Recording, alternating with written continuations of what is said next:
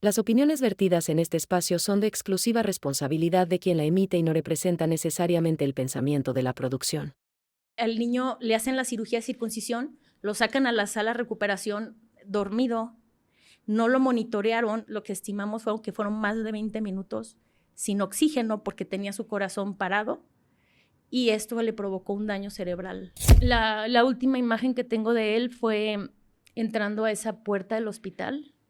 Entra al hospital, yo lo beso, le doy su bendición y fue la última vez que lo vi caminando. Hay aquí muchas inconsistencias por parte del hospital. Yo ahí sentí como que se estaban lavando un poco las manos. Me dice, señor, ¿usted es la mamá del niño? Y le dije, sí. Me dijo, pues nada más quiero que sepa que su hijo puede morir. En cuanto se abrieron las puertas de ese hospital, prácticamente entramos a una pesadilla que al día de hoy no termina. Porque llegamos a la casa y empezamos a armar una cama de hospital en su cuarto. Hay mucho sufrimiento, hay mucha impotencia, hay mucho dolor, no hay apoyo. Es vivir en esperar de que algún día llegue un milagro. Hola, hola, ¿qué tal amigos? ¿Cómo se encuentran? Espero que muy bien. Sean bienvenidos a un nuevo capítulo del podcast de Pepe y Chema. Recuerden todos que yo soy Pepe y también Chema. Y antes de iniciar este capítulo, no sé ni qué decirlo, no sé ni cómo expresarlo, no sé cómo agradecerles a todos ustedes, de verdad y de todo corazón, porque no sé si se enteraron, supongo que sí. Hace aproximadamente 2 días, el 4 de junio, fueron los premios de los Spotify Podcast Awards. Son los primeros premios en el mundo hechos por Spotify. Y no me lo esperaba, pero yo fui la primera persona que ganó uno de esos premios gracias a ustedes. De verdad, gracias por ir a votar, gracias por apoyarnos. Para mi sorpresa, también el doctor Olivares ganó. No sé ni cómo agradecerles. Entonces, les quiero mostrar y les quiero agradecer a ustedes, a Spotify, a mi familia, a mi esposa, a todos, a mi equipo increíble, que me hayan hecho, pues, ganador de este premio, porque yo solo, evidentemente, no hubiese podido. Pero este es el premio que ustedes me hicieron favor de que pudiéramos ganar. O sea, son la categoría es podcast favorito de mejor entrevista y resulta estamos compitiendo contra grandes personalidades que yo admiro y respeto mucho. Pues hay Jordi Rosado, Saskia, Gusgri, Oso Traba y su servidor Pepe y también Chema. Pues ahí estuvimos compitiendo y pues para mi sorpresa ganamos. Y esto es gracias a todos ustedes que han apoyado el contenido desde hace 2 años y medio que empezamos. Y pues no sé si decirlo, pero lo voy a decir por ahí. Yo no lo había leído ni lo había interpretado de esa manera, pero un creador se molestó porque dijo que lo que hacíamos no era contenido de valor, pero yo difiero totalmente de esa parte, porque sé que hemos dado voces a personas que lo han necesitado y hemos tratado de hacerlo desde el respeto y hemos ayudado bien a que algunos casos, no que se resuelvan, pero sí que avancen, que la ley les preste atención. Así que quiero agradecerles de todo corazón a todos ustedes por permitirme entrar a sus casas, a sus trabajos, en general a sus oídos para compartir algunas historias que merecen la pena escuchar. Es por eso, y es por eso que el día de hoy traemos un capítulo que, que, que es necesario darle la voz que se necesita y que vamos a necesitar nuevamente de toda la comunidad para ayudar a difundir este caso que es tristísimo. No se los quiero anticipar, pero conmigo se encuentra Perla. Ella acaba de llegar desde Querétaro. Perla, muchísimas gracias por aceptar la entrevista. Yo sé que es un tema difícil y espero y de todo corazón que pues lo podamos tocar con todo el respeto del mundo y podamos apoyar sobre todo lo que tú necesitas. No, muchas gracias a ti y a todo tu equipo por el espacio. Muchas gracias. Perla tiene un hijo de 7 años, Alexander Smith.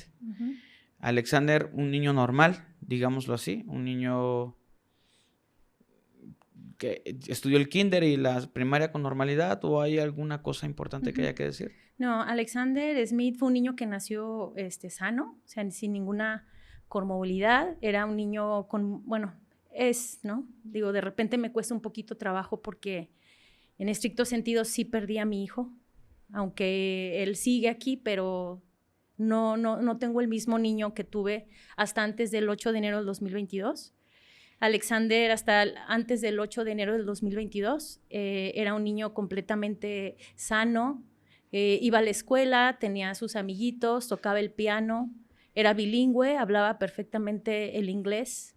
Granddad, Where's Daddy? let's have a little walk. Alex, it's a video. Yeah, I know what my daddy's walking. But Marina is sleeping, Marina's sleeping. and we are in the park. We're on the park. Look, a little slide. Have a little slide. Look, come and see a little slide.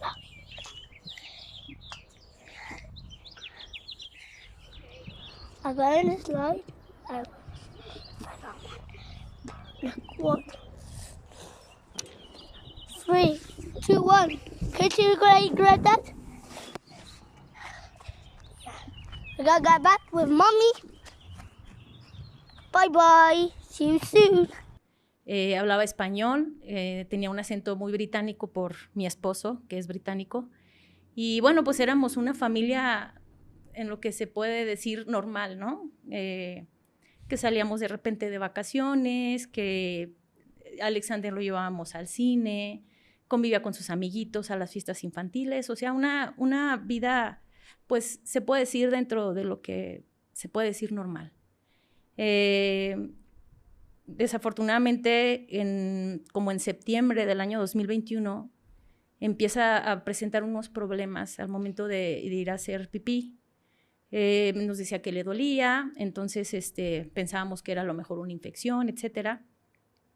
Vamos con los pediatras, empezamos a atenderlo de inmediato y bueno, fuimos con un pediatra, antibióticos, tratamientos, cremas, desafortunadamente pues no funcionaron. Acudimos con el segundo pediatra buscando como otra segunda opinión, tampoco. Entonces ya lo que nos habían dicho estos pediatras era que lo único que había que hacer era una circuncisión. Una circuncisión pues es un procedimiento relativamente sencillo, o sea, no estamos hablando de una cirugía mayor, ¿no? Es ambulatoria, me parece. Es ¿no? ambulatoria. ¿Qué quiere decir ambulatoria? Que es como que entras, no se necesita una anestesia general, me parece. Así es. Y te cortan, digamos, la piel que sobra es el prepucio, ¿no? El prepucio, exacto. Te lo cortan para que pues eso evita muchas infecciones, muchas cosas que a los hombres pues puede darles, ¿no? Exacto. Sí, pues era un procedimiento que se lo hacen a muchos niños, o sea, en mi familia, o sea, no sé si también a lo mejor si hay algo de por ahí como de herencia, pero bueno, tengo sobrinos, primos que le han realizado este procedimiento, que es relativamente sencillo, sin ningún problema, se hace solamente un bloqueo, no implica una anestesia general, y en 45 minutos el paciente ya está de regreso caminando a su casa, ¿no? Perdón que te lo pregunte. ¿Qué es lo que los médicos detectan que le causa el prepucio, el no tener la circuncisión? Uh-huh. ¿Qué es lo que te dicen los médicos? ¿Por qué era necesario hacerlo? Era necesario porque, bueno, te digo, la mayoría de los niños a veces no la necesitan, pero Alexander sí necesitaban cortarle esa telita, ¿no? Inclusive él desde que nació nos preguntaron que si le hacíamos la circuncisión. Mi esposo no la tenía. En Gran Bretaña no es normal hacer la circuncisión, entonces él dijo, no, pues es que ¿para qué se la hacemos? Yo no la tengo, o sea, está muy chiquito como para que lo corte, o sea, un niño recién nacido. Pero te digo, pues es como al azar, o sea, hay niños que no necesitan la circuncisión, yo creo que la mayoría, pero en algunos casos, como el de Alexander, sí era necesario hacer la circuncisión. Okay. Entonces, ¿por qué? Porque esto le estaba provocando muchas infecciones. Eso era lo que Alexander venía presentando en los malestares que tenía cuando hacía del baño. Okay. Se curaba, pero recaía. Sí, exactamente. O sea, okay. no era algo como que todos los días, sino, haz de cuenta que le daba esa molestia, se le empezaba como a inflamar la parte del glande. Del glande, ajá. Y de repente se le ponía rojo, entonces con la acidez de la orina le ardía. Entonces, te digo, de repente se iba ese problema, pero empezaba, entonces el niño ya llegó al momento que no quería ni siquiera tomar agua, porque no quería hacer pipí. Ajá. se le tenía que realizar ese procedimiento. Obviamente nosotros no queríamos hacérselo, pero pues no quedaba de otra. Ya te digo, habíamos visitado varios especialistas, varios pediatras. Nos dijeron que ya era necesaria hacer una circuncisión por la situación de la molestia del niño. Y bueno, pues acudimos a realizarla en la ciudad de Querétaro, en un centro médico que se llama Centro Médico Juríca, un 8 de enero del 2022 a las 8 de la mañana. Ese día era un fin de semana, era un día... Sí. Fin de semana para que él... Sí. Tal vez no podía ir a la escuela el lunes, pero por lo Exacto. menos ganaban unos días. Ajá. Acabamos de pasar lo que es Día de Reyes. Inclusive yo me quedé ahí con unos regalos que nunca jugamos. Le llegaron los Reyes, le dimos sus juguetes. Obviamente, como ya estábamos planeando esto de hacerle la circuncisión, y él, el día 10, que era lunes, él entraba a la escuela. Todos los niños entraban a la escuela ese día, después de las vacaciones de Navidad. Sí. Entonces, por eso nosotros dijimos, no, pues que hacemos la circuncisión ese sábado para que tenga la recuperación el domingo y el lunes pueda él regresar sin problema a la escuela. Porque era algo muy sencillo, no tenía mucha implicación o guardar reposo, ¿no? Pues acudimos esa mañana, que ese día 8 de enero nos cambió la vida, pero de una forma radical.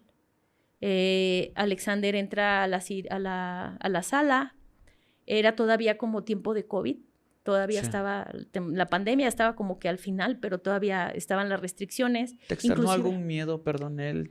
No. ¿Estaba nervioso? ¿Nada? Sí, él estaba muy nervioso, pero es que a él siempre le daba nervios hasta ir al dentista. Claro, no, yo creo que a todos, o Sí. sea, el hecho de decir te van a operar, de que la uña te la van a desenterrar, Sí. igual y también, o sea, Ajá. no... Alexander, a él siempre le preocupaba mucho, le daba mucho miedo el ver sangre, el que lo inyectaran, o sea, las jeringas, el ir al dentista, o sea, él todo lo que era tema de salud o de una intervención le daba mucho miedo. Obviamente era la primera vez pues que le íbamos a hacer algo así, ¿no? Que tenía que entrar a un hospital porque se le iba a realizar la cirugía de circuncisión.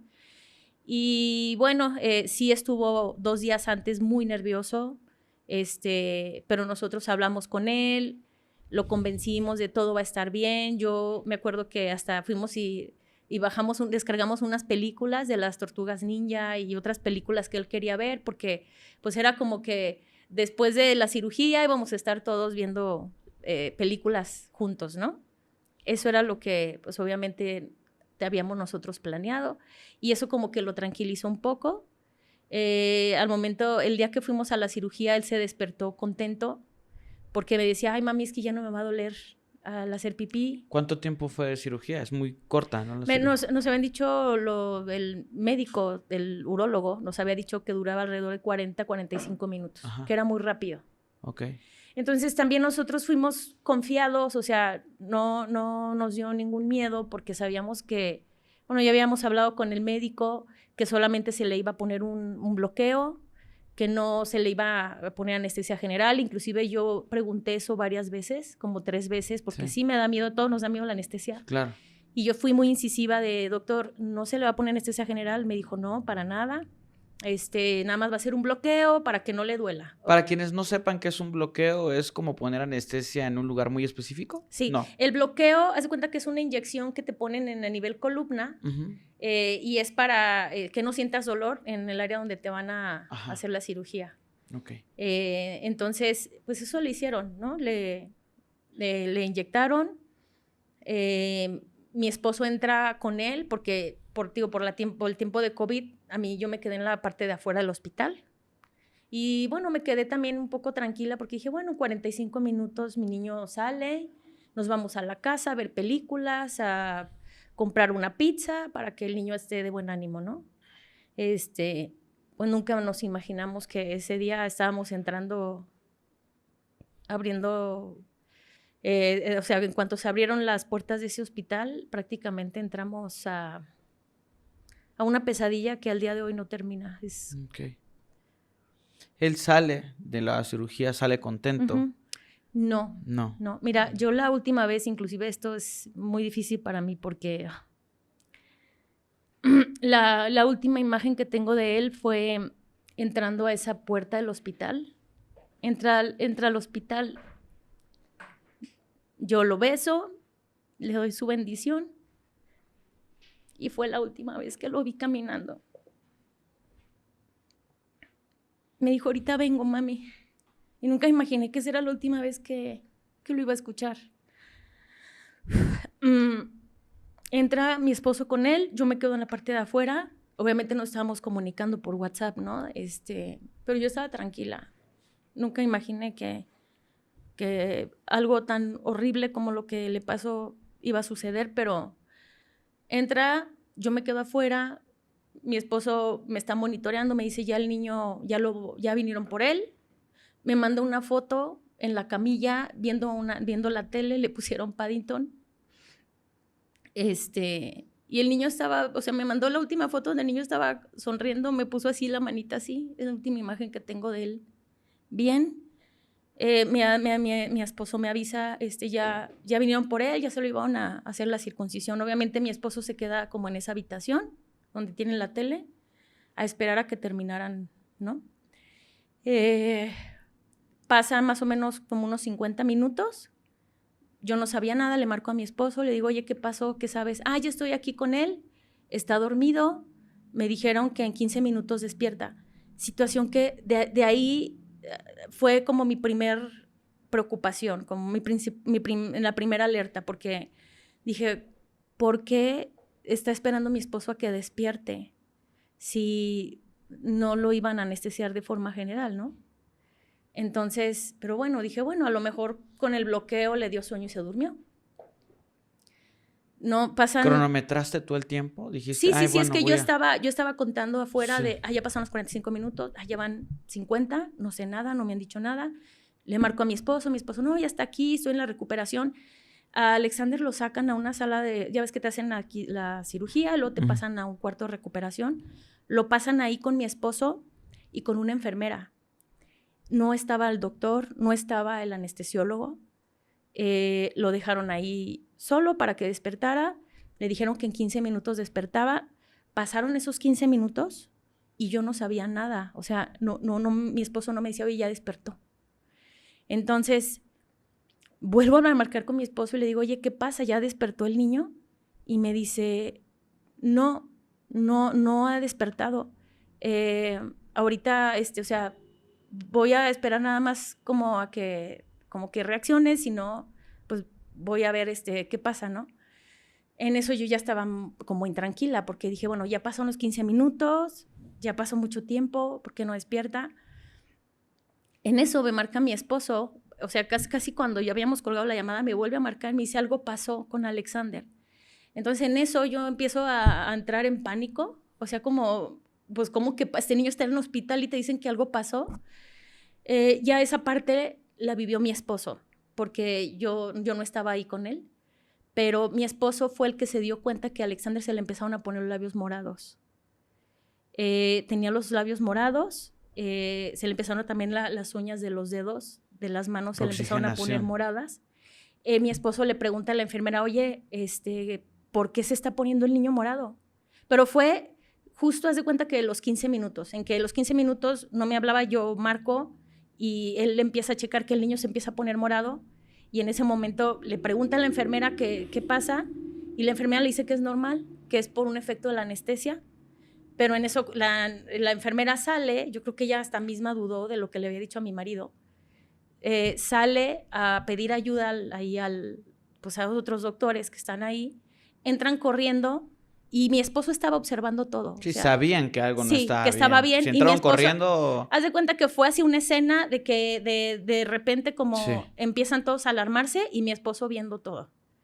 Y entran, le ponen el estetoscopio, para el corazón, empiezan a hacerle así, hasta del doctor que era como uno de guardia, se da cuenta que como que no servía, o sea, pues obviamente le ponía el chuponcito, no se escuchaba nada, y todavía como que dudaba de, a lo mejor no sirve. En eso sacan a mi esposo, aprietan un botón de emergencia azul, no sé cómo se llama en urgencias, sacan a mi esposo y dicen, tenemos que sacar, y ahí es cuando hacen la reanimación, pero nosotros ya no vimos, ¿no? Eso ya fue a puerta cerrada, personal médico de Centro Médico Juríca, Y bueno, nosotros ya no supimos nada de Alexander hasta como dentro de 1 hora, porque no nos contestaba ni el Qué urólogo, martirio. no nos contestaba nadie, preguntábamos al hospital, nadie nos sabía decir nada, y fue de verdad la hora más horrible de toda mi vida, porque yo no sabía si me iban a decir, tu hijo se fue, no supimos nada. Y bueno, aquí uno de los grandes problemas, de los graves problemas, porque sí quiero resaltar, es muy importante aquí mencionar que el niño no tenía ninguna alergia a la anestesia. O sea, no era un problema de que una reacción alérgica, Sí. no. El niño no era alérgico a la anestesia. El problema fue aquí que se puso a un anestesiólogo que no era pediátrico. El anestesiólogo se le pasó la dosis de anestesia. La anestesia le provocó un paro cardíaco a mi hijo. No se dieron cuenta de que el niño estaba ¿En qué en momento paro. le provoca el paro cardíaco al niño? Pues es que no sabemos, porque no sabemos si desde que lo sacaron de la cirugía el niño ya estaba entrando en paro. Porque al niño le hacen la cirugía de circuncisión, lo sacan a la sala de recuperación dormido, no lo monitorearon, no le pusieron... O sea, esto del tit. Sí, es que cuando un paciente está sometido, después de una cirugía, llámese la cirugía, cuando está sometido a anestesia general, lo tienen que monitorear sus signos vitales. Entonces, al niño solamente le hicieron la cirugía, lo sacan a recuperación sin monitorearlo, no le pusieron oxígeno, lo único que le pusieron a mi hijo son de esos oxímetros, de esos que te venden en la farmacia en 100 pesos. Eso era lo que tenía mi hijo en el dedo.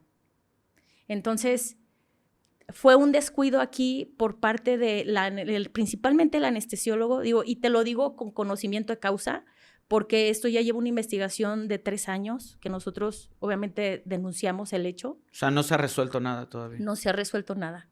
Pero bueno, aquí fue, te digo, el principal problema fue, se le pasa la anestesia, no monitorean en el hospital al niño de forma correcta. El niño dura muchísimos minutos, o sea, estamos hablando, tal vez lo que estimamos fue que fueron más de 20 minutos sin oxígeno porque tenía su corazón parado y esto le provocó un daño cerebral. Prácticamente estuvo 20 minutos sin vida, digámoslo Sí, así. más de 20 minutos. Hay aquí muchas inconsistencias por parte del hospital, porque para empezar, bueno, voy a continuar. Pasa esto, en este centro médico no tenían terapia intensiva pediátrica.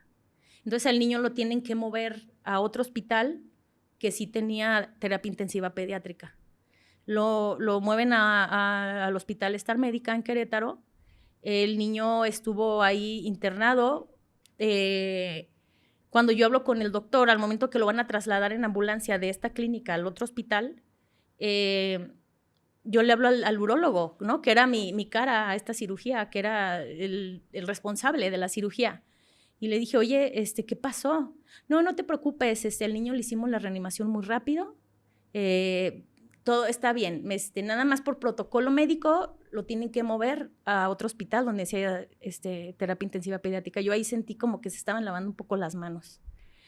Cuando llega al otro hospital, yo obviamente me fui tranquila. Ay, bueno, pues es algo de rutinas, algún protocolo médico tienen que hacer. Mi hijo lo reanimaron. ¿Sí te tranquilizaste? Sí, yo pensé que mi hijo iba a estar bien, ¿no?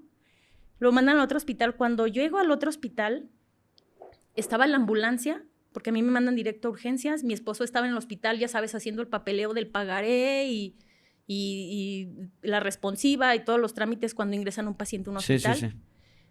A mí me mandan a urgencias y yo cuando me hablan de urgencias, me dice, usted es la mamá del niño. Ingreso a urgencias, veo como a 8 doctores, veo a mi hijo con una como bomba de oxígeno que le estaban poniendo. El niño estaba así como respirando así de una forma desesperada. Y me dice la encargada de ese segundo hospital, me dice, señor, ¿usted es la mamá del niño? Y le dije, sí. Me dijo, pues nada más quiero que sepa que su hijo puede morir. ¿Así te lo dijo? Así. O sea, pero era la verdad. O sea, Sí. fue muy cruel. Yo en ese momento Sí. entré en shock, inclusive me desvanecí. Me tuvieron que sacar una silla de ruedas porque fue algo irreal. No creía que estaba pasando, viviendo eso. Pero fue la verdad. O sea, mi hijo llegó muy grave, llegó con acidificación en la sangre.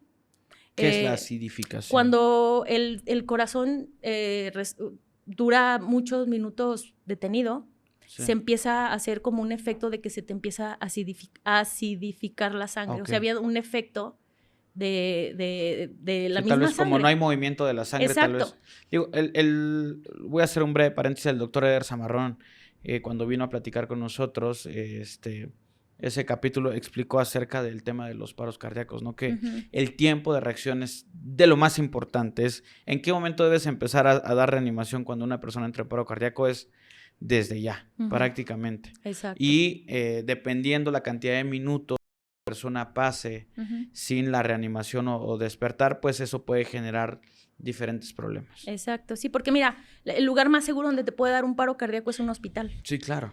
No, o sea, si estás en la calle y te da, bueno, a lo mejor ahí hay un poquito Pues hay de, mucho de la, riesgo, de la ¿no? reacción, de que llegue una persona que te sepa hacer una reanimación, pero estás en un hospital y te da un paro cardíaco, ahí hay personal, tienen Equipos. equipo, tienen ventilación, tienen oxígeno, pues es el lugar más seguro donde las posibilidades de que no Eso. pase un evento como el que le pasó a mi hijo son casi nulas.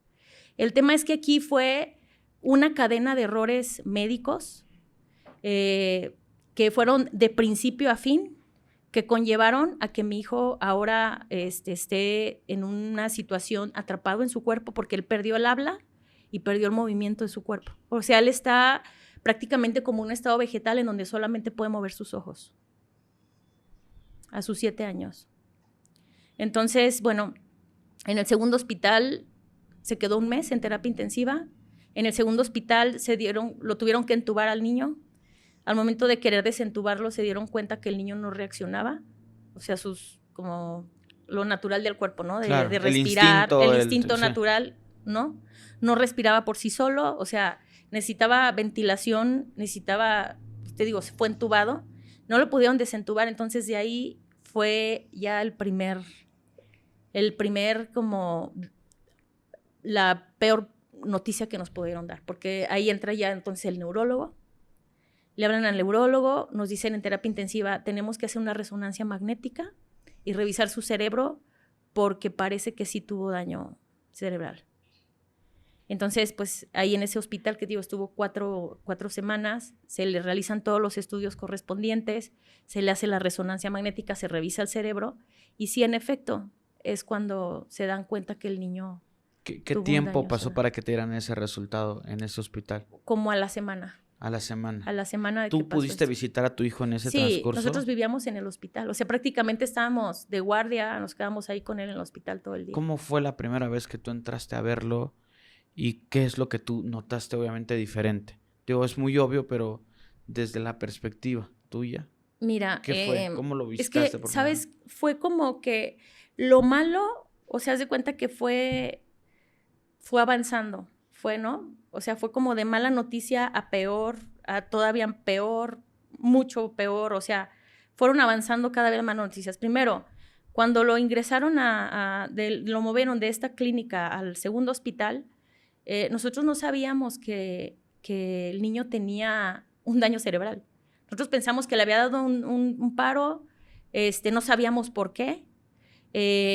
Entonces pensábamos que el niño iba a despertar, ¿no? Como a veces lo vemos en las novelas o en las películas de, ay, ya despertó, vámonos a la casa caminando y ya, pasó la pesadilla, pero no. Poco a poco el niño, obviamente, cuando llega a este hospital, al segundo, lo tienen que entubar porque el tema de la acidificación, le hicieron estudios de corazón, hicieron estudios de todo. El único que no faltaba era el del cerebro. O sea, el del cerebro fue el último que le hicieron. Pero bueno, primero lo que le preocupaba era el corazón por el paro cardíaco, por la acidificación en la sangre. También el niño tuvo temperaturas al principio que no se las podían controlar. Entonces pensaban que a lo mejor podía haber agarrado una infección, etcétera. Bueno, todo se fue descartando, ¿no? Pero al principio nosotros veíamos al niño dormido. Ahorita la pregunta que me hacías, yo cuando llego al hospital, pues sí, es impactante ver un niño que de repente entra al hospital, que tú piensas que lo vas a ver en 1 hora, salir caminando y vámonos a la casa, y de repente te encuentras en una situación, en un escenario, donde tu hijo está en un coma inducido, con aparatos, con oxígeno, con una vida artificial. Y bueno, fueron corriendo los estudios, el tiempo, los días. Los primeros días inclusive pensábamos que el niño iba a morir porque había muchas posibilidades de que muriera por el evento que tuvo. Después fue cuando lo quieren desentubar, que dijeron, bueno, vamos a intentar hacer ya el desentubarlo. Y es cuando no pueden y nos dicen, lo más seguro es que el niño tenga un daño cerebral. Entonces después nos damos cuenta del daño cerebral. Y él estuvo ahí 3 semanas en el hospital. No sabíamos qué tanto iba a ser el daño. O sea, no sabíamos si a lo mejor no iba a poder caminar, no sabíamos si iba a caminar chuequito, si a lo mejor iba a hablar mal o no sabíamos cómo iba a ser la discapacidad. Conforme fueron avanzando las semanas, pues nos damos cuenta de que él prácticamente no hablaba, no podía mover nada y fue teniendo mucha espasticidad en su cuerpo. Wow. Como tónico. Él ahorita, bueno, pues la situación de él tiene los músculos rígidos porque le afectó mucho el control muscular. Entonces él prácticamente está como es una tablita que solamente abre y cierra los ojos. Entonces, para regresándonos un poquito cuando él sale de la operación, es muy posiblemente desde que él salió de la operación y lo dejaron de monitorear, que empezó con el paro cardíaco, y como no lo monitorearon, como no se preocuparon por esa situación, fue que avanzó tanto tiempo. Así es. Sí, aquí fueron dos errores, te digo, muy graves. Y más que dar a conocer mi caso, es el hecho de ojalá se abra un espacio para evitar que esto le ocurra a otros pacientes, que otros papás pasen esto, que tengan cuidado. Te digo, aquí fueron 2 errores muy grandes. Una, que uno normalmente va con el especialista, con un médico, ¿no? Pero no conoces tú el equipo que está detrás. Tú normalmente no te entrevistas con el anestesiólogo. Entonces, nosotros no conocíamos al anestesiólogo, nosotros no sabíamos que el anestesiólogo no era pediátrico. Y tampoco sabíamos que, es algo muy importante resaltar, el anestesiólogo, cuando pone la anestesia y se va, porque él tenía un compromiso en Celaya. No se esperó a que inclusive corriera la cirugía, él nada más puso la anestesia y se fue del hospital. Híjole, eso me hace pensar muchas cosas. Uh-huh. Le avisan, inclusive cuando el niño entró en paro, cuando el niño se puso grave, le avisan que regrese porque el niño estaba grave y él no regresó. Entonces, es aquí donde hay también una responsabilidad muy grande por parte de él, porque no nada más violó un protocolo, ¿no? Que es quedarse ahí con el paciente, sino que se le avisan de que su paciente se había puesto grave y él por decisión propia decide no regresar. Esto fue algo muy grave. Otra cosa que hizo fue que él, antes de irse a su compromiso a Celaya, hay una bitácora que tienen que llenar los anestesiólogos de qué dosis de anestesia ponen, qué tipo de anestesia se pone. Él, cuando se va a Celaya, cuando el niño todavía estaba dormido, él pone que el niño ya reaccionaba o sea, que el niño ya estaba consciente, que el niño ya había despertado, que ya respondía a estímulos y que todo bien. Esto fue falso. Él anestesió, dejó al paciente, se fue y pues bueno, ya lo demás. Cuando sabe del problema que se hizo tan grande, él regresa a alterar la bitácora. Al día siguiente de que pasa esto... ¿Cuánto tiempo tardó para que él regresara a alterar la bitácora? Eso está como en la carpeta de investigación. No sé si fue el mismo día, eso sí no estoy seguro. Viene ahí en la investigación que he hecho de la Fiscalía de Querétaro, pero sí no fue inmediato. ¿Y qué cambió en esa bitácora él? Pues alteró la dosis. Por ejemplo, él puso que había puesto un tipo de anestesia, pero las enfermeras, también en la declaración que dieron en la Fiscalía, ponen de que ellas vieron que había unos como frascos, pues no sé, de fentanilo abiertos. Ajá. Ahí en la cirugía del niño. Entonces, no hay muchas incoherencias en qué tipo de anestesia, no sabemos qué dosis de anestesia lo puso, porque como lo alteró, hay mucha discrepancia en este caso. hay muchas irregularidades, alteraciones. Yo, al día siguiente de que pasó esto, cuando mi hijo ya estaba hospitalizado, yo voy a este centro médico jurídico a pedir el expediente clínico, que ellos tienen el derecho de entregárselo y el deber de entregárselo a los pacientes cuando lo solicitan. Claro. Ellos no me lo quisieron entregar, el hospital. Este expediente clínico me lo entregaron un mes después ante notario. O sea... ¿Cómo se llama el hospital? Centro Médico Juríca de Querétaro. ¿Sigue operando? Sigue operando, sigue recibiendo pacientes y... ¿En algún momento ellos te apoyaron? No, para nada. Al día de hoy no se han hecho ellos responsables de nada, ni de un gasto, ni siquiera se han acercado a nosotros a mostrar un poco de empatía, nada.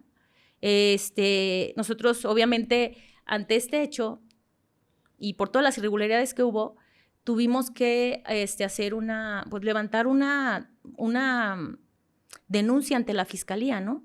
Y la levantamos a quien resultara responsable, porque nosotros no sabíamos qué era lo que había sucedido. O sea, al principio no sabíamos qué había pasado. Esto que te estoy contando, pues obviamente ya va por mucho tiempo, meses, años de investigación que se ha hecho acerca del caso. Pero al principio no sabíamos qué había pasado. Entonces, hicimos la denuncia ante Fiscalía de Querétaro para que ellos investigaran con todas las personas responsables, tanto del primer hospital, también como testigos el segundo hospital, de cómo ingresó al niño y todo lo que sucedió. Y ellos determinaron, dado la investigación que hicieron, que en efecto hubo irresponsabilidad, hubo negligencia, principalmente por parte del anestesiólogo, pero...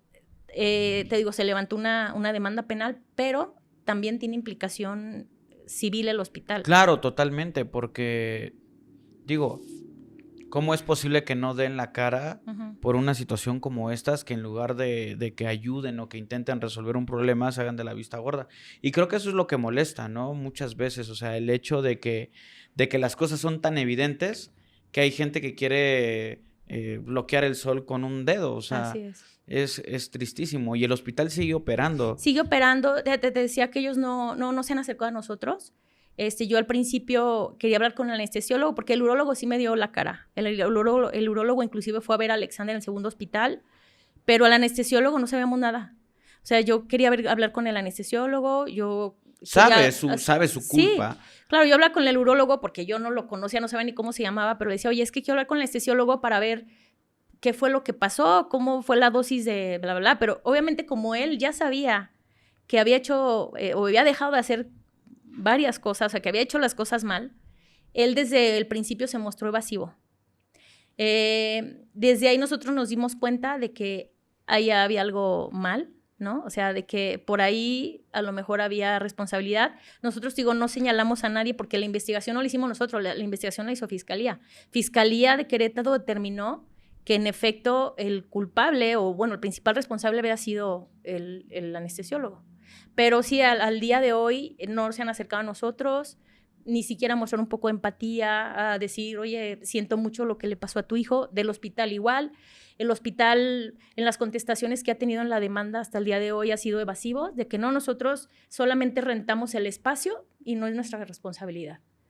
Y bueno, llevamos 3 años, más de 3 años, una demanda tan larga en la que meten un amparo, el juez da favor, o sea, sale el amparo a favor de nosotros y luego vuelven a meter el mismo amparo.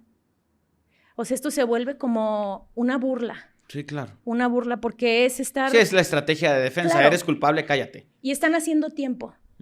Y están haciendo tiempo porque ellos saben que son culpables. Y lo que quieren hacer es como que alargar lo más que se pueda, cansarnos, pero es un hecho que se me hace muy injusto porque lleva 3 años y medio mi hijo sufriendo.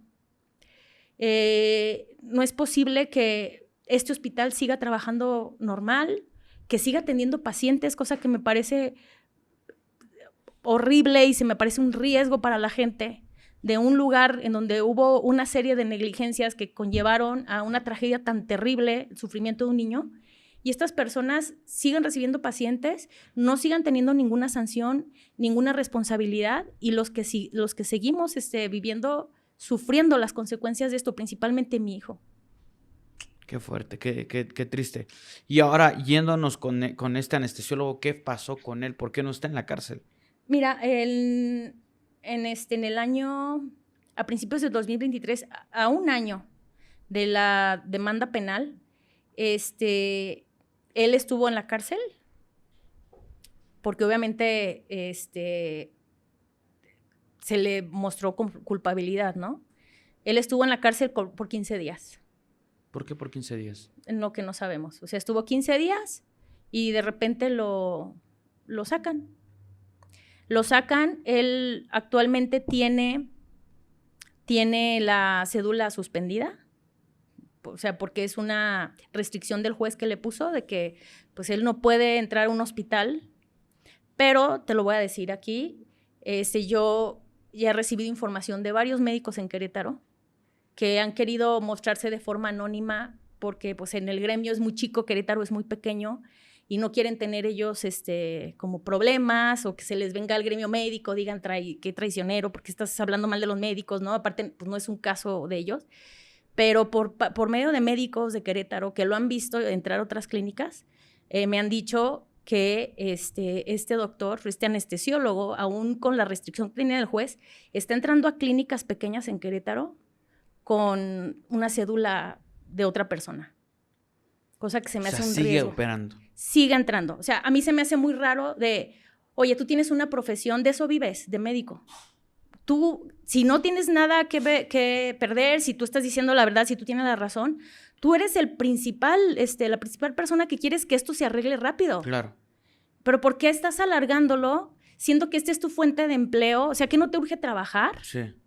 Entonces, sí, una manera de seguir trabajando, porque se me hace raro que él esté sacando amparos absurdos, que ya le negaron uno y vuelve a meter su abogado el mismo amparo. Han cambiado 6 o 7 veces de abogados. No han mostrado una sola prueba. En las audiencias que hemos tenido, que han sido varias audiencias, las cambian por estupideces. La ha cambiado que porque le da COVID, que porque se le baja la presión, que porque uno de sus abogados no le entregan las copias en la fiscalía. O sea, es un juego. O sea, de verdad parece una burla, un juego de ellos así constante, pero lo que más se me hace raro es ¿por qué no quiere que esto ya se solucione si es su fuente de trabajo? Entonces, pues se me hace muy grave que él esté entrando con cédulas falsas a quirófanos, poniendo en riesgo sobre todo la salud de la gente, ¿no? Sí. Siendo que él ya tiene el antecedente de esta negligencia. Aquí lo que necesitamos es alguien con rigor en Querétaro, o sea, alguien que diga, no me puedes volver a aplicar la misma, o sea, no estamos jugando, están jugando con la fiscalía. ¿Cómo es posible que se burlen de ustedes haciendo esto? Porque así se la puede llevar toda la vida. Sí. Sí, es lo que yo no entiendo. Mira, yo le he dicho eso mucho, a ver, yo no sé mucho, es la primera vez que nosotros nos tenemos que presentar a un tema legal tan complejo y tan doloroso, pero es lo que yo he hablado muchas veces con los abogados, le digo, bueno, es que ¿de verdad así juegas? O sea, ¿así es la burla ante la justicia en este país? Porque es una burla, es falta de seriedad de estar metiendo estupideces cada audiencia y alargando las audiencias lo más que puedas, y luego metes un amparo que ya te lo rechazan y vuelves a meter otro amparo y vuelves a cambiar 7 veces de abogado. Entonces, ¿qué es lo que pasa? No has presentado una sola prueba, porque no ha presentado ni una sola prueba en 3 años y medio. Toda la investigación que se ha hecho está a favor del caso de Alexander. Ya está investigada por la Fiscalía de Querétaro de que en realidad sí hubo una negligencia médica. Sí hubo mala práctica médica. Aquí no es de que el niño y que no. Aquí fue una negligencia médica ya probada, investigada, pero lo que están haciendo es tiempo. Como lo digo en todos los programas que tienen esta temática similar, cuando un político entra, cuando de fiscalía y todo esto, siempre hacen un juramento, y si no, que el pueblo se lo demande, ¿no? Uh-huh. Y es lo que estamos haciendo. El pueblo quiere que por favor presten atención a este caso, quiere que no jueguen, señor gobernador, señor fiscal, por favor, no estamos hablando mal de ustedes, ayúdennos a que las personas que están en este caso sepan cómo resolverlo, porque no es posible que estén jugando con ustedes y con las leyes de México. Uh-huh. Mira, yo me entrevisté con Mauricio Curi, él me recibió en Palacio de Gobierno, Uh-huh. Él se mostró, pues yo hasta lo vi muy humano, ¿no? Esto fue hace poco más de 2 años. Y él, pues sí, se mostró, él es papá, también. Entonces, yo cuando me entrevisté con él, pues lo vi también como muy sensible al caso. Es que este caso, cualquier persona que lo sepa, duele. Claro. Duele. Y bueno, ya de repente, no sé qué pasó, hubo un cambio. Mi esposo y yo volvimos después de 2 años a buscarlo, a pedir que nos recibiera, porque sí hemos visto que se ha hecho una lentitud, que no entendemos por qué. El próximo año va a haber elecciones en Querétaro, él se va, o sea, va a haber cambio ahí de gobierno, y yo quisiera que esto o sea, por favor, está toda la evidencia a favor de mi hijo.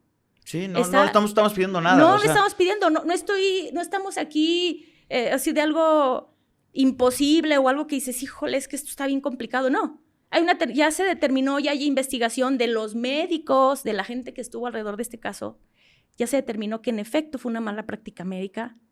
¿Qué pasa? ¿Por qué está tan atorado este caso? ¿Por qué están haciendo tanto tiempo? ¿Qué están esperando? ¿Que cambie el nuevo gobierno y ya me lavo las manos? La verdad, yo sí quisiera que tomaran este caso con seriedad. Nosotros hemos hecho lo que dicta la ley, hemos seguido las reglas como tienen que ser, pero sí se nos hace ya como de, oye, es una burla. Y es una burla. Totalmente. Y mira, hay algo también quiero recalcar, o resaltar más bien, no estamos en contra de los médicos. Porque en su momento, totalmente. Cuando metieron a este señor al que estuvo 15 días en la cárcel, de repente un grupo de médicos alrededor de él salieron, eran como 7, 8 médicos, pues amigos de él, obviamente, salieron a decir que estábamos como satanizando el acto médico, ¿no? Como criminalizando a los médicos. Claro que no. Mi suegro es doctor. Mi cuñada es doctora. Claro que estamos agradecidos con los médicos porque totalmente. Después de esto, a Alexander se le han hecho 7 cirugías para acomodar la rigidez, porque Alexander salió con los brazos en W, con los pies en tijera hacia adentro, porque como perdió el control muscular. Sí, claro, todo se empieza a contracturar. Entonces, hemos hecho 7 cirugías que se han hecho bajo anestesia general. Por eso te digo, está comprobadísimo que Alexander no tiene ninguna reacción a la anestesia. En ninguna de las cirugías ha tenido problema con la anestesia. Pero, bueno, a raíz de todas estas cosas, yo estoy agradecida con los doctores. Claro. Mi suegro es doctor. Mi cuñada es doctora. O sea, no estamos. Yo estoy agradecida con los doctores porque gracias a los doctores, mi hijo hemos podido ir haciendo algunos cambios en él. O sea, no es el acto médico, es una persona. Es una persona, exacto. Que no hizo bien su trabajo. Es una persona que yo quiero alertar con este caso que quede un precedente de que hay a lo mejor una persona en 1000 que no debería estar ejerciendo la medicina. Claro. O que debería de tomarse el trabajo más en serio. ¿Por qué? Porque todos los oficios tienen riesgos, pero principal de la medicina, tú tienes en medio la vida de la gente, la salud de la gente. A mí me pone a pensar y permíteme teorizar y permíteme pensar 1000 cosas, pero yo tengo un programa que se llama Anónimo. En ese programa recibimos confesiones de la gente. Y una chica nos comentó una situación familiar. Desgraciadamente esa situación terminó en tragedia, terminó con la muerte de la hermana terminó con la muerte de una persona. El chiste es que el médico ya se tenía que ir porque entraba a vacaciones y tenía un vuelo que tomar. Uh-huh. Y entonces dejó el trabajo así de voy a hacer esto y esto ya para solucionar algo. ¿Qué pasó? Terminó matando a la persona. En este caso, el hecho de que se haya sobrepasado porque se tenía que ir a un evento me hace pensar que, hijo, bueno, le voy a poner un poquito de más para que no se despierte y no me hagan regresar para ponerle otro poco, ¿no? Uh-huh. De repente te hace pensar ese tipo de cosas. Y es muy común que toda esa gente que es culpable pues lo único que haga es quedarse callados. Y me ha pasado en diversas situaciones de que no se trata de los médicos. Yo incluso a las fiscalías, yo siempre les digo, siempre les vamos a aplaudir, y hay muchos de fiscalía que vienen a platicar con nosotros porque sabemos que no es la institución, son personas concretamente que se prestan a la corrupción, que se prestan a cometer crímenes aún siendo parte de la justicia. Entonces, ojalá y de todo corazón que el gobernador y que el fiscal puedan ayudarnos a revisar, y desde aquí de verdad que les vamos a aplaudir. O sea, no es una situación de que les tiremos por tirar, es una situación de que les estamos pidiendo ayuda, porque es lo que pediría cualquier persona que necesita esta situación. ¿Este médico tiene algún antecedente, por ejemplo? Sí, tiene un antecedente. Tiene otro antecedente. Hay un hospital en Querétaro, en el centro de Querétaro. Voy a decir el nombre. Se llama Santa Rosa de Viterbo. Okay. En este hospital, él también anestesió a un señor que falleció. Y dicho por los médicos y el encargado del hospital, que está en este hospital Santa Rosa de Viterbo, fue también por negligencia por parte de este anestesiólogo, el mismo anestesiólogo. ¿Qué es lo difícil de esto? Créeme que yo me he acercado a estas personas a decir, por favor, o sea, yo sé que yo estoy defendiendo el caso de mi hijo y a lo mejor el del otro paciente a mí no me incumbe, pero ya hay un antecedente. Si este hombre lo hubieran detenido desde la primera vez, desde esa primer negligencia se le hubiera señalado, no hubiera pasado de que este anestesiólogo hubiera caído o sea, que mi hijo hubiera caído en manos de su mala práctica.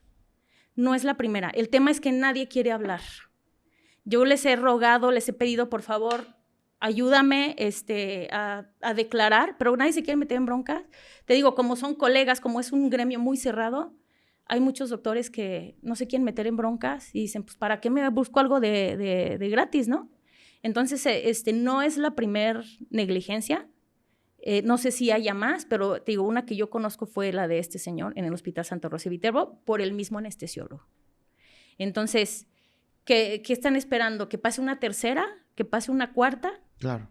Hay una frase que me gusta mucho que dice, si no conoces la historia, estás condenada a repetirla. Claro. Entonces, mientras este caso tan terrible que se pudo haber evitado por muchas formas, se pudo haber evitado, si esto se tiene un precedente, si realmente se aplica la justicia como debe de ser, esto no se va a volver a repetir.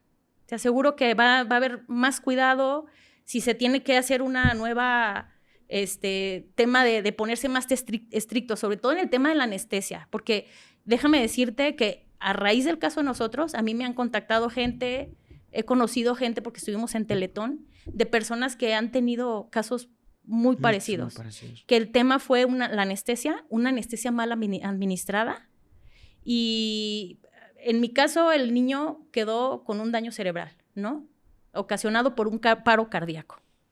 Pero hay otros pacientes que ya no la cuentan, que solamente se mueren. No estoy satanizando, o sea, vuelvo a reiterar, ni a los anestesiólogos, ni al acto médico, pero sí tienen que prestar atención en esto, porque la anestesia es algo muy delicado, todos tenemos miedo a la anestesia, pero se tiene que aquí hacer algo, o sea, no puede ser nada más un caso tras otro caso. Hay mucha gente que ya no se quiere meter en líos legales y ya no demandan.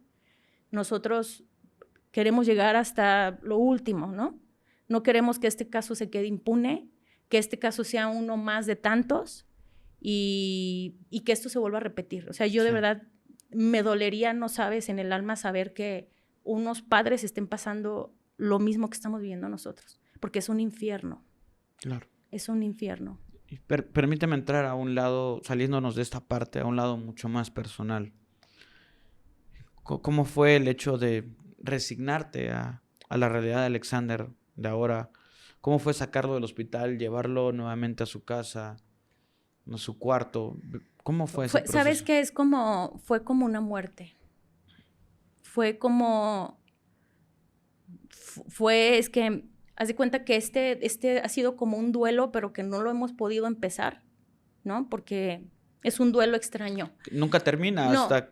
Es que un duelo, a ver, tú pierdes una persona, alguien muere y, ok, se hace el proceso del funeral, se crema o se entierra y ahí empiezas un duelo que tú ya sabes que esa persona ya nunca va a regresar. Nosotros, obviamente como padres, por el amor que le tenemos a nuestro hijo, pues nosotros no nos resignamos. O sea, es vivir de una esperanza, de esperar que algún día ocurra un milagro, que algún día encuentre un tratamiento que ayude a recuperar el cerebro. Han sido 3 años haz de cuenta de estar como en una gráfica que te vas hasta el tope y luego así va la caída, porque de repente hemos hecho algún tratamiento, la fisioterapia, o le damos algún suplemento que nos dicen esto le va a ayudar, entonces se inflan nuestras expectativas. Pero luego pasa el tiempo y nos damos cuenta que no funciona. Y así hemos estado como viviendo en esperanza, ¿no? Esperanza, Claro. ¿no? Que no sé si puedas traducir esa esperanza como fe. Pero pues no perdemos la fe. Claro. ¿Por qué? Porque nuestro hijo sigue vivo. Pero sí, sigue vivo, pero también una parte de él murió. Porque yo estoy consciente que ese niño de 7 años que entró a ese hospital, ya no lo voy a volver a ver. No sé si en algún momento mi hijo pueda volver a decirme mamá, o no sé si mi hijo algún día vaya a poder levantarse, pueda ser independiente, o tampoco sé si lo vamos a tener así. O sea, es una incertidumbre en la que vivimos porque no sabemos. O sea, el daño cerebral es, a ver, de todo todo se puede arreglar, ¿no? De todo hay trasplantes. El único órgano que no se trasplanta es el cerebro. Y es la computadora. ¿Das cuenta? Si tú ves, das cuenta, es la tarjeta madre de una computadora. Sí. Es lo que rige todo el movimiento, el que tú y yo ahorita estemos hablando, pensando, pestañeando, todo. Entonces, pues, se te daña esa parte tan importante para vivir. Y no hay un tratamiento.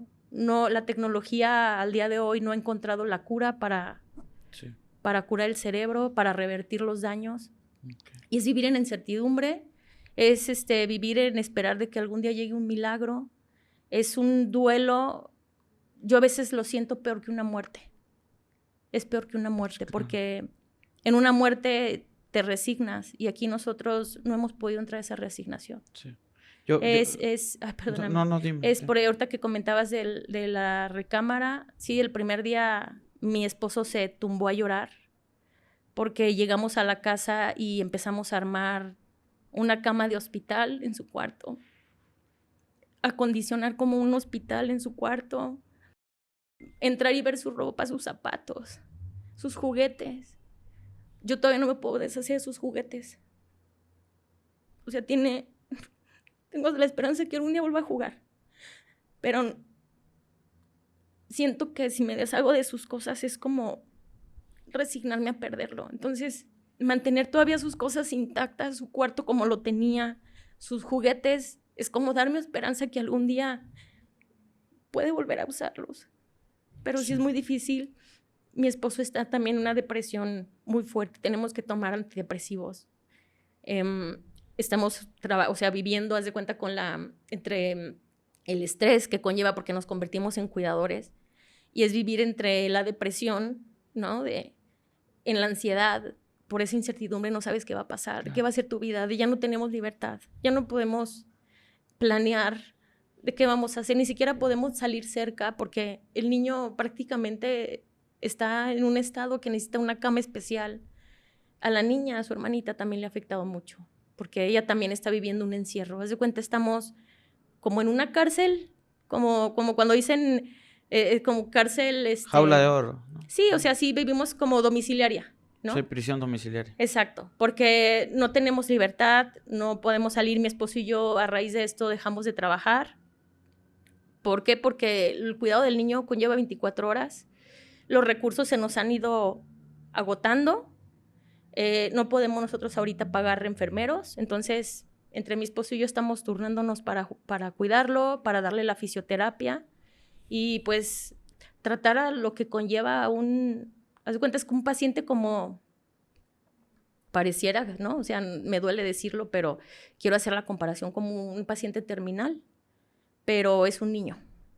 Sí, y es tu hijo. Y es mi hijo. Y esto no es como una enfermedad que te dicen, híjole, no, pues es que ya tiene determinado tiempo de vida, no. Sí. No sabemos si él va a las condiciones, si él sigue así, si continúa así. si va a durar 10 años, 20, 30, ¿no? Y no sabemos también, de repente nos entra el miedo de decir, bueno, y nosotros con el estrés que vivimos. Si y falto yo y si... ¿Qué pasa si falto yo? ¿O qué pasa si falta mi esposo? ¿O qué pasa si faltamos los dos? ¿Qué va a ser de mi hijo? ¿Qué va a ser de la niña? Porque en los niveles de estrés que estamos sometidos todos los días, es como, haz de cuenta que nos levantamos como en quinta velocidad. Sí. Desde que te levantas es vivir esa intensidad de algo que es muy fuerte. Claro. Oye, y perdóname, no quiero faltar al respeto con la pregunta que te voy a hacer, pero tú te preguntas algunas veces o sabes, porque yo desconozco el tema, por eso te lo pregunto, si él está pensando en algo, ¿alguna vez te cuestionas en qué estará sucediendo con él? Fíjate que la forma en que se comunica, porque a él se le dañó el tema motriz, o sea, la motricidad fue el principal daño, el tono muscular, pero él cognitivamente está intacto. O sea, su cognitividad sigue estando no se dañó. él, digámoslo ahí. Él no quedó con retraso mental, o sea, él quedó al 100 en tema de cognitivo, que es como un arma de dos filos. Porque por un lado... Sufre el encierro dentro de su por un cuerpo. lado dices, qué bueno que es mi Alexander, ¿no? Que sí no se puede mover, pero todavía responde estímulos. Yo le pregunto, él responde con un parpadeo de ojos. Esa es la manera en que nos comunicamos con él. Si tiene dolor, nos dice con un parpadeo de ojos. Obviamente tenemos que preguntar, hacer preguntas cerradas de, oye, ¿sí o no? ¿Te duele esto? ¿Estás incómodo? ¿Quieres salir? Y entonces él, si parpadea, es que sí. Si no parpadea, es uno. Entonces te digo, es un arma de dos filos porque por un lado dices, bueno, es mi Alexander todavía. O sea, pudo haber quedado también quedado con retraso mental. Pero por el otro lado es la impotencia de saber que él era un niño normal, de no saber por qué pasó esto. Claro. A veces yo me siento culpable porque no sé si él también siente como que le fallamos, ¿no? Como decir, es que ¿por qué me llevaron a ese hospital? ¿Por qué me llevaron con ese doctor? ¿Por qué me hicieron esto? O sea, como si no lo hubiéramos protegido bien. Yo a veces tengo esa sensación que él, como que dentro de él siente un poquito como de, ¿por qué no me protegieron?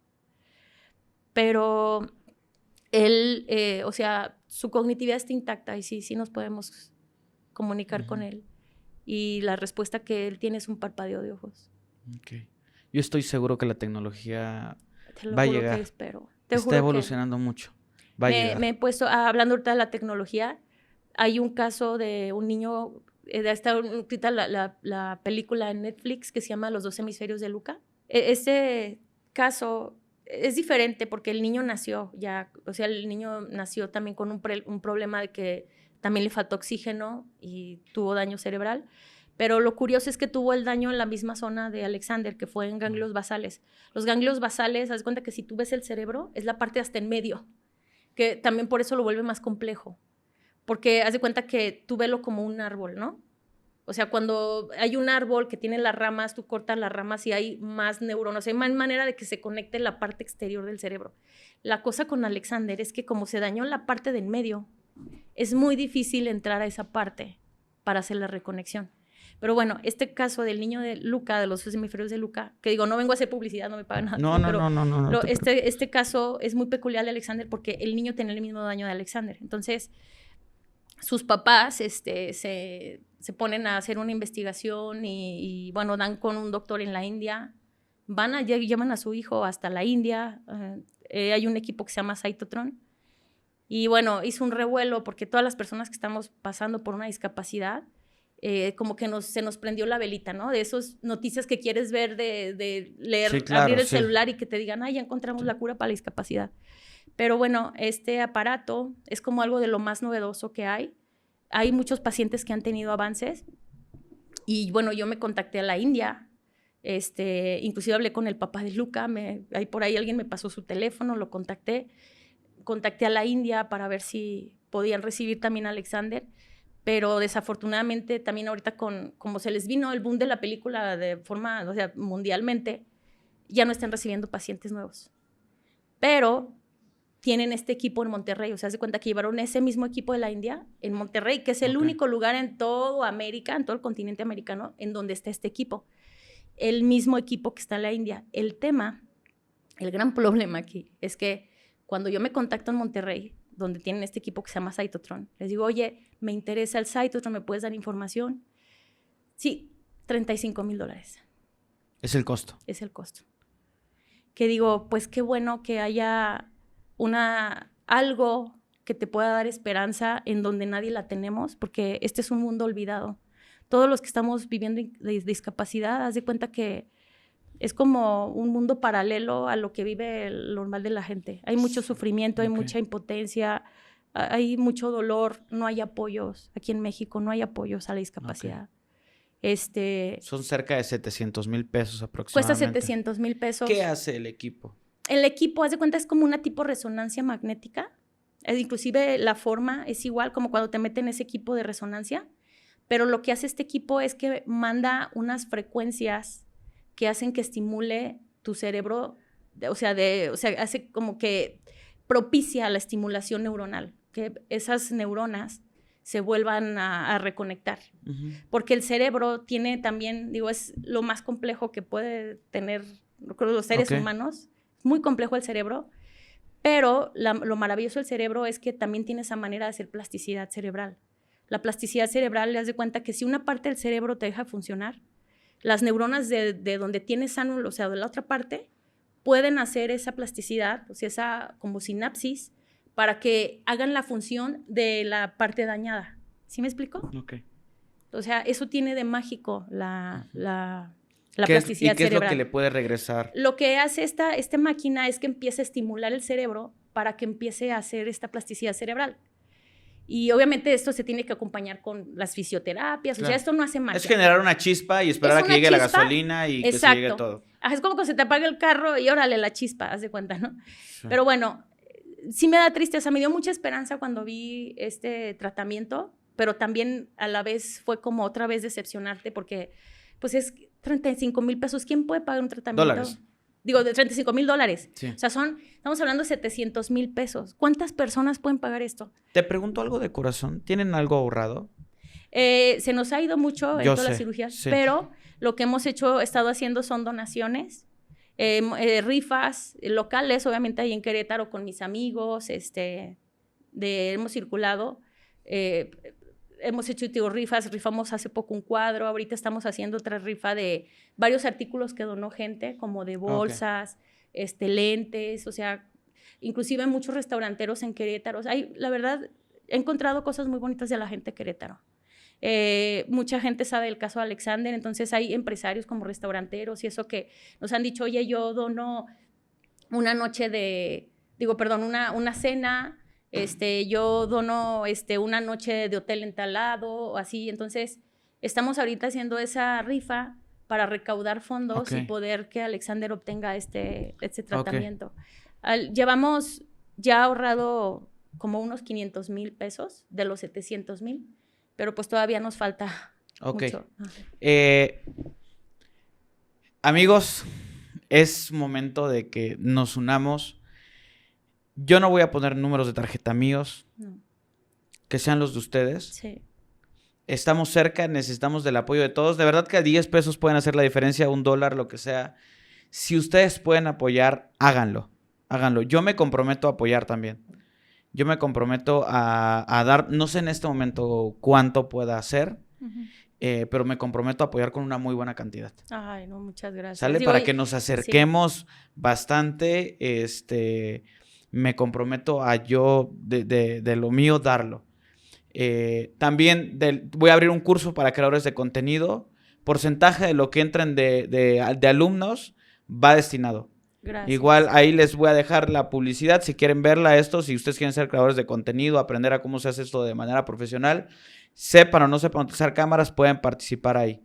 Así que les pido de todo corazón, porque sé que lo hemos hecho. Ya lo hemos hecho en algunos otros momentos. Hay influencers que han logrado recolectar millones. No es nuestro caso, pero hemos podido ayudar a madres buscadoras, hemos podido ayudar a muchas personas. Y si ustedes pueden y estén en sus posibilidades, de verdad que va a ser algo muy bonito, que sea un logro muy importante. Hay algo que quiero también resaltar, digo, te agradezco muchísimo y créeme que la intención era hablar del caso, ¿no? Yo lo sé. Pero bueno, le agradezco infinitamente el apoyo, o sea, llevamos muchos meses de estarnos moviendo mucha gente y el apoyo que nos han dado con donaciones. Hay una página en Instagram de Alexander, digo, porque bueno, también a veces la gente se da mucho a duda, ¿no? Y yo quiero así como que dejar todo claro. Hay una página que se llama Todos Unidos por Alexander en Instagram. Pueden ahí entrar para que vean, porque ahí está el proceso desde que empezamos a vivir esto hace 3 años. Ahí está documentado todo lo que Alexander ha estado viviendo, mi niño. Y bueno, para que ahí vienen también los datos, todo de como las donaciones. La verdad, esta última rifa que estamos haciendo está muy, muy, muy bonita porque son como más de 50 premios.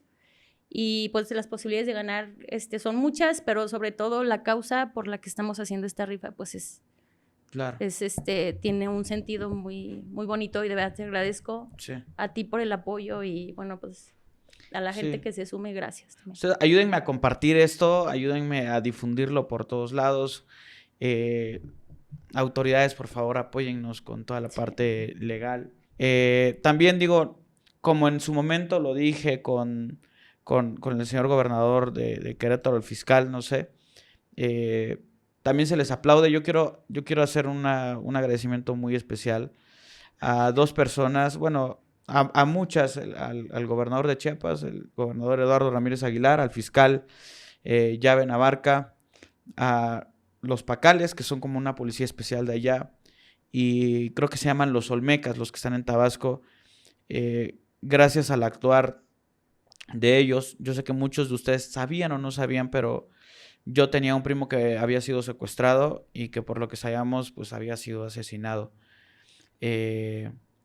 Para la fortuna de nosotros, digo, mi primo sí, efectivamente es lo que se sabe, pero mis tías vivían, mis tías y la esposa de mi primo vivían amenazadas, y gracias al actuar del gobernador y de la policía, después de tener a mi tía resguardada en un lugar por muchísimo tiempo, afortunadamente las personas que le estaban amenazando con secuestrarle a la niña, pues fueron detenidas. Entonces, yo sí les quiero agradecer de todo corazón. Confío mucho en lo que se está haciendo en Chiapas. Es totalmente diferente a lo que se estaba haciendo antes. Así que yo les agradezco el buen actuar.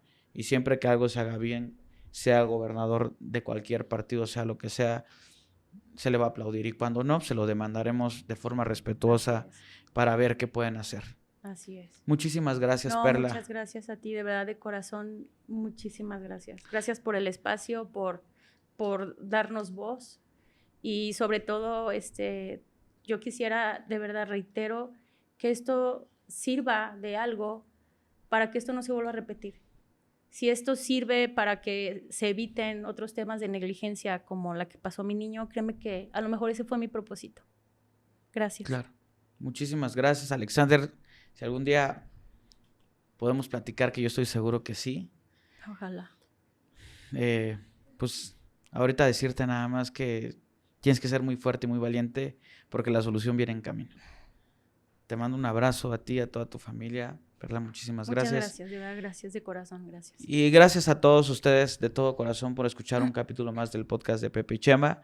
Recuerden todos que yo soy Pepe y también Chema, y es gracias a ustedes que este espacio, con valor o sin valor, no lo sé, ha podido llegar a muchas personas y a muchos oídos, tratando de llevar un mensaje que pueda ser bueno. Queda en ustedes, si ustedes quieren apoyar y están en sus posibilidades, adelante, y si no, compartiendo el video, haciéndonos llegar a muchas personas, pueden haber muchos otros donantes. Así que muchísimas gracias. Los datos de cuenta y todo eso no van a ser míos, lo vuelvo a repetir, van a ser de Perla y su familia. Así que gracias chicos, cuídense mucho y nos vemos en un siguiente capítulo. Hasta luego. Muchas gracias.